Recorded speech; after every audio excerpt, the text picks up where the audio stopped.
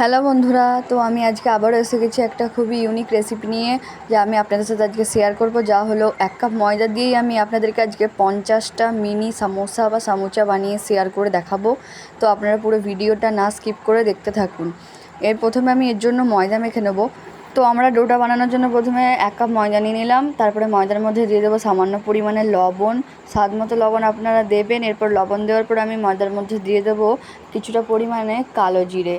দেখতে পাচ্ছেন আপনারা, আমি এখানে কালো জিরে দিয়ে দিলাম। এরপর কালো জিরেটা দিলে কিন্তু এর স্বাদটা অসম্ভব সুন্দর আসে, আপনারা অবশ্যই একবার ট্রাই করবেন। এরপর আমি এখানে দিয়ে দিলাম 1 চা চামচ পরিমাণে সাদা তেল। যেহেতু আমার 1 কাপ ময়দা আছে, তো আমি সাদা তেলটা অল্প ইউজ করেছি। আর যত বেশি আপনারা সাদা তেলটা দেবেন, মানে ভালোভাবে মিক্স করবেন, আপনাদের সমোসাগুলো কিন্তু দেখবেন ততটাই বেশি ক্রিস্পি হয়েছে। দেখুন আমি এটাকে একটু শক্ত শক্ত করে ডোটা মেখে নিয়েছি। এবার এটাকে আমরা 1 ঘন্টার জন্য রেস্টে রাখবো। এরপরে আমরা আলুর পুরটা বানিয়ে নেব। তো প্রথমে কড়াইতে হালকা করে বাদামগুলোকে একটু রোস্ট করে নিলাম, পুরোপুরি ভেজে নিলাম না। এরপর কড়াইতে দিয়ে দিলাম সরিষার তেল। তারপরে এখানে 2টো শুকনো লঙ্কা দিয়ে দিলাম। শুকনো লঙ্কাগুলো ভালোভাবে লাল হয়ে যাওয়ার পর এখানে আমি দেব অল্প পরিমাণে পেঁয়াজ। আমি এখানে 2টো পেঁয়াজ কুচিয়ে নিয়েছি, খুব ভালোভাবে কুচিয়ে নেওয়ার পর এখানে তেলেতে দিয়ে দিয়েছি। এবার এগুলোকে আমি লাল লাল করে ভাজবো। আপনারা যদি এখনও ভিডিওটা দেখতে থাকেন তাহলে চ্যানেলটাকে অবশ্যই সাবস্ক্রাইব করে পাশে থাকবেন। এবারে আমি এখানে দিয়ে দিলাম একটু আদা রসুনের পেস্ট। এটা আমি আগে থেকে পেস্টটা করে রেখেছিলাম। তো আমাদের আদা রসুনের পেস্টটা দেওয়ার পর এটাকে পেঁয়াজের সাথে খুব ভালোভাবে মাখিয়ে নিতে হবে। দেখুন আমি এটাকে খুব ভালোভাবে নেড়ে চেড়ে কষিয়ে নিচ্ছি। আর আমি এবারে এইখানে যে বললাম আমি 50টা সামোসা বানাবো, তো এগুলো অ্যাকচুয়ালি ছোটো ছোটো মিনি সমোসা। তো 1 কাপ ময়দা দিয়ে কিন্তু আপনারা অনেক সমোসা বানিয়ে ফেলতে পারবেন খুব কম সময়ের মধ্যেই আপনার বাড়িতে আসা অতিথিদের জন্য। তো দেখুন এর মধ্যে আমি এবারে দিয়ে দিলাম 2টো সেদ্ধ করে রাখা আলু। যে 2টো আলু প্রথমে আমি দেখিয়েছিলাম, ওই 2টো আলুকে আমি সেদ্ধ করে স্ম্যাশ করে নিয়ে এবারে কড়াইতে দিয়ে দিলাম, মশলার সাথে মাখিয়ে নেব। এরপর এখানে দিলাম বাদামগুলোকে। এভাবে দেখুন আমি একটু গুঁড়ো করে নিয়েছি বাদামগুলো। গোটা গোটা খেতে অতটাও ভালো লাগবে না বলে আমি গুঁড়ো করে নিয়েছি, আপনারাও চেষ্টা করবেন গুঁড়ো করেই দেওয়ার। এরপরে খুব ভালোভাবে সব উপকরণগুলোকে মিক্স করতে হবে। এরপর আমরা বেটার টেস্টের জন্য এর মধ্যে দিয়ে দেবো কাসুরি মেথি পাতা, এটা শুকনো মেথি পাতা। এরপর এখানে দিয়ে দিলাম হালকা জিরে গুঁড়ো, ভেজে রাখা জিরে এটা। তো আমি গুঁড়ো করে এগুলো দিয়ে দিলাম। এবার এর মধ্যে আরও ভালোভাবে এগুলোকে মিক্স করে নেব। আর আমি একটা জিনিস বলতে ভুলে গেছিলাম, আমি এর মধ্যে কাঁচা লঙ্কা দিয়েছিলাম কুচি করে। তো দেখুন এবারে আমরা শেপটা দিয়ে নেব সমুচাটার। এবারে আমি এখানে এটাকে 2টো ডোটা ভাগ করে নিয়েছি। এবারে আমি এখানে আলু ভর্তাটাও একটা পাত্রে তুলে নিয়েছি, যেটা আমি বানিয়ে রেখেছিলাম আলুর পুরটা।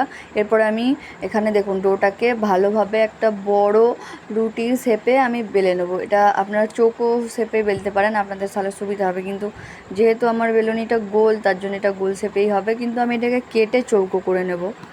দেখুন আমার এখানে পাতলা রুটিটা বেলা হয়ে গেছে। এবারে আমি এটাকে চৌকো করে যতটা সম্ভব চৌকো করে নেবো। দেখুন আমি একটা ধারালো ছুরি নিয়েছি, আমি এর চারিধারগুলো একটু কেটে নিচ্ছি যাতে এর শেপটা একটু হলেও ঠিকঠাক আসে। আর আপনারা এটা প্রথম থেকেই চৌকো করেই বেলতে পারেন, তাহলে কিন্তু আপনাদের সুবিধাটা একটু বেশি হবে। দেখুন আমার চৌকো করে কাটা হয়ে গেছে। এবারে আমি এটার ওপর থেকে এবার আমি এটাকে মাঝামাঝি কাট লাগাবো। তো দেখুন আমার এটা বেশি চওড়া নয় বলে আমি এটাকে 4টে কাট করলাম। এবারে লম্বা লম্বা পুরো কেটে নিলাম ওগুলোকে। এবার এগুলোকে আমি ছোটো ছোটো চৌকো চৌকো পিসে ভাগ করবো। দেখুন আমি যেভাবে ভাগ করছি আপনারাও ঠিক সেইভাবেই ভাগ করবেন। এরপরে আমি এই যে ধারের এক্সেস টুকরোগুলো আছে এগুলো কেটে বাদ দিয়ে দেবো। আর এগুলো যদি আপনারা রাখেন তাহলে কিন্তু আপনারা ঠিক করে সামোচাগুলোকে শেপ দিতে পারবেন না। তো এগুলো চেষ্টা করবেন কেটে বাদ দিয়ে দেওয়ার। এরপরে আমি এগুলো সব একে একে কেটে বাদ দিয়ে নিই। এরপর আমি এখানে যে শেপটা দেবো ওটা খুবই ইজি, আপনারা একবার দেখলেই বুঝতে পেরে যাবেন যে এটা নর্মাল সামোসার থেকে কত ইজি এর শেপ দেওয়া। এরপরে দেখুন আমি কাজের সুবিধার জন্য সবের ওপরেই একটু করে আলুর পুর আমি যতটা পরিমাণে লাগবে আমি দিয়ে দিচ্ছি আলুর পুরগুলো। দেখুন আমার সবেতে আলুর পুরগুলো দেওয়া হয়ে গেছে। এবার আমি এর শেপ দেবো। তো আপনারা সেটা কিন্তু খুব ভালো করে এই পার্টটা দেখবেন, এটা স্কিপ করবেন না একদমই, তাহলে বুঝতে পারবেন না। দেখুন আমি জাস্ট দুটোকে হাতে তুলে নিয়ে ওর দুটোকে দুদিকটা ধার দুটো একটু মুড়ে দিলাম। দেখতে পাচ্ছেন আপনারা, আমি আপনাদেরকে আরেকটাও করে দেখাই। জাস্ট এই যে কোনাচিটা ধরে এটাকে দুধার মুড়ে দিলেই আপনাদের শেপ রেডি। দেখুন আমি এগুলো শেপ দিয়ে নিয়েছি সবগুলো। এগুলো দেখতে কত কিউট হয়েছে ছোট ছোট। এবারে আমি এগুলোকে তেলে দিয়ে দেবো। যেহেতু এগুলো খুবই ছোট ছোট, তো আপনার এখানে ফ্লেমটা প্রথমে মিডিয়াম থেকে হাই করে দিতে পারেন, প্রথমে মিডিয়াম রেখে। আর এগুলো কিন্তু আপনারা চাইলে জল দিয়েও মুড়তে পারেন যদি আপনাদের মোড়াটা ঠিকঠাক না হয়। আর না চাইলে নাও দিতে পারেন, কারণ আমি কিন্তু জল দিইনি ওখানে মোড়ার সময়, তাও কিন্তু আমার মুখগুলো খুলে আসেনি। আপনাদের চাইলে আপনারা যদি সিকিওর করতে চান আপনারা দিতে পারেন। দেখুন আমি এগুলোকে এবারে গোল্ডেন ব্রাউন করে ভেজে নিয়েছি। এবারে আমি এগুলোকে তুলে নেব।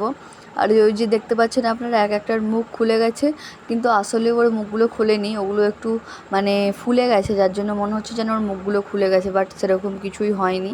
দেখুন আমি এখানে আরেকবার দিয়ে দিলাম, কারণ আমার এখানে কড়াইটা ছোটো, তো তাই দুবার বা তিনবার দিতে হতে পারে। আমি 50টা যে বানিয়েছি সামোসা। এবার আপনারা এটা অবশ্যই বাড়িতে একবার বানিয়ে ট্রাই করবেন, আর আমাকে কমেন্টে কিন্তু জানাবেন যে কেমন লাগলো আপনাদের রেসিপিটা। এবারে আপনাদেরকে ফাইনাল লুকটা দেখাই, দেখুন কেচাপের সাথে পরিবেশন করতে কিন্তু এটা খুবই সুন্দর লাগবে। এবারে আমি এগুলোকে একে একে পরিবেশন করে নিই, আর আমি কিন্তু আপনাদেরকে সব টিপসগুলো শেয়ার করে দিলাম। আপনারা অবশ্যই একবার বাড়িতে এইভাবে বানাবেন। আর এই ভিডিওটা দেখার জন্য অনেক ধন্যবাদ।